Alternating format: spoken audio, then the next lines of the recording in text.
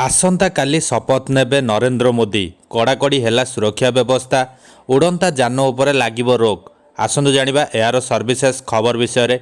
प्रधानमंत्री नरेंद्र मोदी शपथ ग्रहण समारोह पाई दिल्ली रविवार दिन तथा आसंता काली हाई अलर्ट रहिबो। पारामिलिटारी कर्मचारी एनएसजी कमांडो ड्रोन एवं स्नाइपर परी उच्च स्तरीय सुरक्षा एही कार्यक्रम पाई राष्ट्रपति भवन रे नियोजित हेबो बोली दिल्ली पुलिस अधिकारी सूचना दैछन्ती।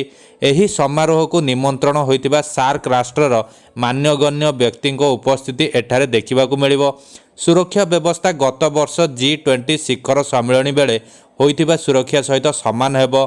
शुक्रवार दिन दिल्ली पुलिस एक सरकारी विज्ञप्ति रे दिल्लीर किछि उड़ंता जान जेपरिक विमान हेलिकॉप्टर बेलून और ड्रोन आदि उपरे निषेधादेश लगा जाइछि। एही शपथ ग्रहण समारोह रे बांग्लादेश श्रीलंका मालदीप भूटान नेपाल मॉरिशस एवं सेचेल्स वरिष्ठ नेता माने जोग देबार संभावना रही। स्कानिंग एवं मुख्य चिन्हिबा पाई कृत्रिम इंटेलिजेंस टेक्नोलोजी एवं अनुप्रवेश चेतावनी प्रणाली व्यवहार कराजिबो। स्नाइपर गुड़िक राजनैतिक स्थान एवं उच्च अट्टालिकार नियोजित हेबो।